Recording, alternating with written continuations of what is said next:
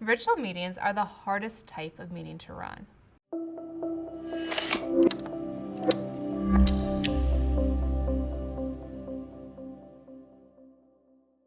When I teach courses on organizational dynamics, I generally put the session on virtual teams last in the entire course. Not only do virtual meetings fall prey to the biases and inefficiencies of social interaction more generally, they now also intersect with technology in ways that can make things go even more wrong. And this can include misunderstandings, miscommunications, and escalated conflicts. Let me first define what I mean by a virtual meeting. By virtual meeting, I refer to a meeting where team members have to work across locational, temporal, and relationship boundaries to work together interdependently. Virtual meetings often take place in the context of geographic dispersion. Members are in physically different places. They also take place often in the context of organizational dispersion. Members may work for different companies. They also take place in the context of structural dynamism. Members may be members of many teams beyond the team in the current meeting, and team structures are likely to be fluid. Furthermore, the teams in these meetings are often nationally diverse with a short life cycle and more turnover than teams typically in face-to-face meetings. All of this together makes clear how virtual meetings, and just based on their context, are more likely than the typical meeting to be plagued by misunderstandings and conflicts. Beyond just the setting, the technology involved in virtual meetings is also likely to make these misunderstandings and conflicts worse.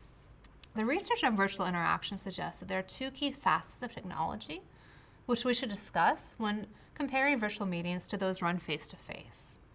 One key facet of technology which can change the way we interact with others is media richness.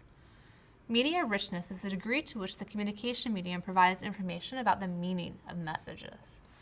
This includes whether the medium provides immediate feedback and the possibility for people to check interpretations of messages with one another.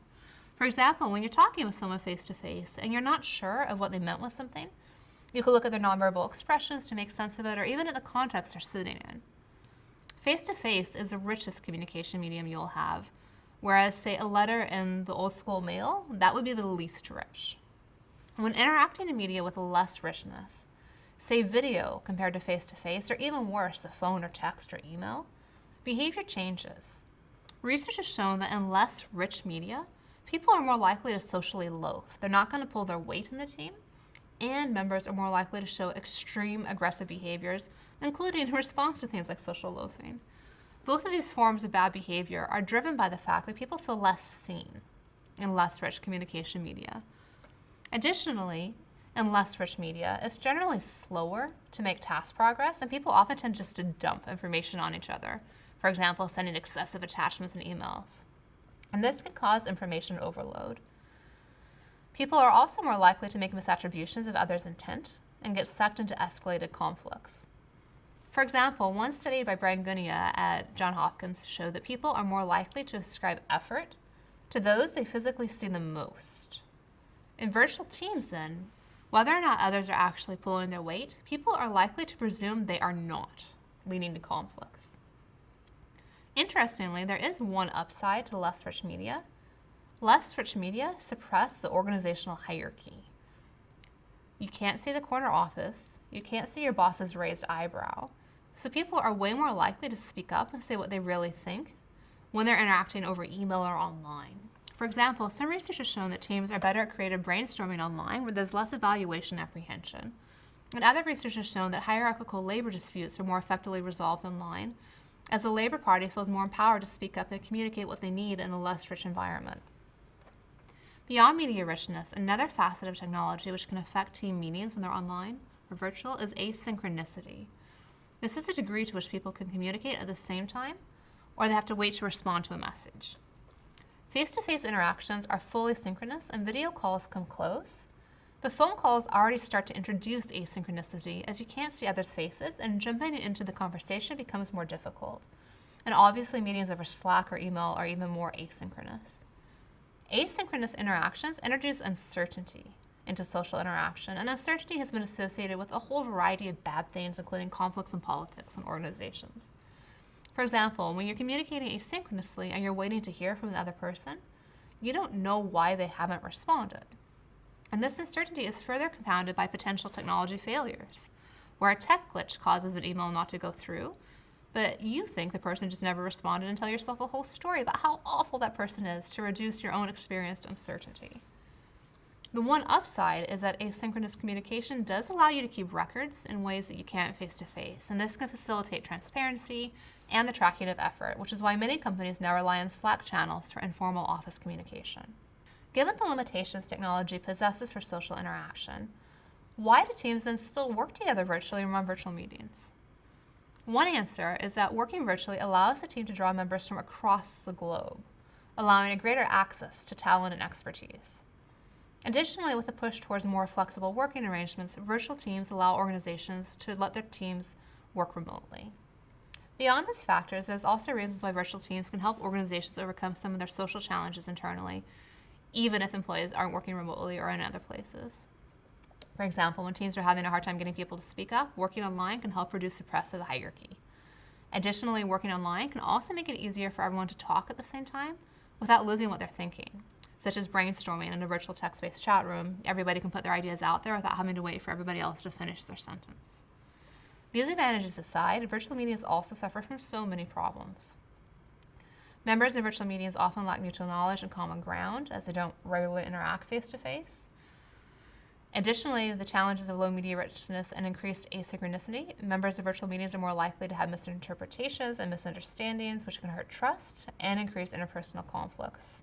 These conflicts then are aggravated by the fact that members in virtual teams feel more anonymous and are less committed, so they're more likely to engage in conflicts in offensive and extreme ways.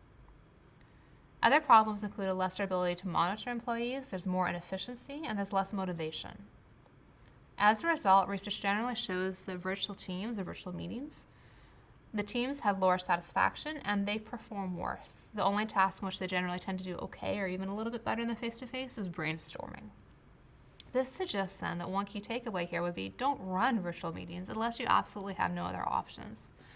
And indeed, to illustrate the cost of this, let me give you one famous example. In one virtual team meeting, engineers from NASA were communicating with engineers in Russia for the Mars Climate Orbiter. There was inconsistent communication between teams. The NASA team had its own issues in the form of groupthink, by the way, but anyhow, in terms of the virtual interaction, communication channels between the teams weren't formalized, and there's inadequate cross-checking of work between the two locations. As a result, a miscommunication over measurement units, English to metric, resulted in the spacecraft being lost in space at a cost of hundreds of millions of dollars. Huge failures like this aside, some companies have cracked the problem of virtual work and are finding ways to run virtual interactions in a way that make the company better. One such company is Automatic. Automatic is the company behind WordPress, on which, depending on the source, nearly a quarter to a third of all the websites in the world run. Huge company. Automatic, interestingly, is an entirely distributed organization. They don't have an office anymore, to my understanding, so all their meetings, with the exception of their offsite get-togethers, are run virtually. I invited their CEO, Matt Mullenweg, into my startup class a few years ago to talk about how he's been able to scale such an effective organization with everyone working remotely. Matt mentioned several points useful to pass on. First, he was a big advocate that if done well, remote organizations do have the power to outperform traditional organizations, given the points we mentioned. Your talent pool is less limited, you have access to the best people from around the world. However, though, to make a remote organization work, they had to use big levers. And so for Matt, one of the first things he does with the new hires is he gives them an unlimited budget to outfit their home office to have the best technology possible to ensure that technology failures were not an issue. Then employees use rich interactive technology to connect in multiple ways with others throughout the day, including talking in Slack channels, group blogs, and Google Hangouts. In addition to providing technology to let people connect, Automatic also brings employees together for several days in person every half year or so at these epic company retreats. For example, they've rented out a house in New Orleans and they've done race car driving in Europe together. These retreats help keep up group spirit and give people the chance to talk face-to-face about the problems they're facing as a team. Given the costs inherent, though, in these strategies of giving them technology and these crazy off-sites, it's interesting that remote teams, when they're done well, probably aren't much cheaper than brick-and-mortar offices. However, their possibilities in terms of broad access to talent and flexible work may still offer bottom-line advantages if teams can overcome the social problems inherent to virtual work. Another example of a successful virtual company is Red Giant. Red Giant develops video effects software and is behind many of the films we see. As a largely remote organization, they've also developed some interesting coping strategies. Similar to Automatic, they meet face-to-face every 6 months to brainstorm and share ideas. In these meetings, they work to make sure that everybody is on the same page regarding current challenges and plans for the future. In addition, to counterbalance some of the issues of virtual work, such as conflicts and misunderstandings, one of their big value bases is having a family-like culture. They push people to think of each other as being part of the same family and not to take themselves too seriously. You can imagine this is especially helpful in a virtual organization to reduce the emotions that come from misunderstandings and to help people give each other the benefit of the doubt. So based on these corporate examples and what we know in research, what does a well-managed virtual team meeting look like? First, similar to good etiquette for meetings more generally, you should keep the number of people in the virtual meeting small, no more than 5 people. Second, and perhaps a little different from normal meetings, you need to be especially careful about the type of people engaging in virtual work and virtual meetings. People that work well virtually have a shared passion or bond and are resilient. At Red Giant, you saw how they used their family-oriented culture to help create that shared bond.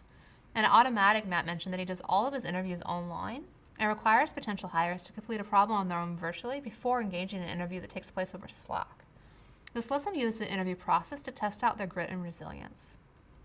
Another best practice for these virtual meetings is good teams always have a face-to-face kickoff where they meet each other in real life and then get together at least every 6 months or so in person.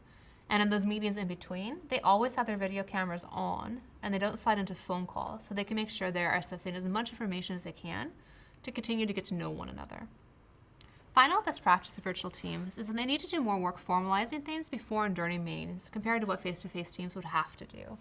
Because virtual teams can't cross-check things in person, there needs to be a clear scaffold to hold the team together, including a common online page to find norms, roles, processes, and strategies, and a clear reminder at the start of every meeting about the scaffold and how it relates to the current meeting. There are more and more technology tools out there making remote work and remote meetings easier. For example, some companies use checklists like I done this to track each other's progress and avoid misattributions about people not working hard enough. Cogito tracks your voice in online meetings and helps warn you if you're starting to escalate the situation via your vocal intonation. And Google Docs enables real-time collaboration to reduce asynchronicity in task work. In sum, engage in virtual meetings with care. Be aware of the misattributions and miscommunication problems inherent to virtual work, and try to overcome this through face-to-face kickoffs and check-ins, using the richest technology possible every time you interact, and making sure you invest in scaffolding structures to keep everyone on the same page. If you manage with care, space is the limit. Perhaps one day we'll have remote workers on other planets. Imagine the possibilities. Good luck.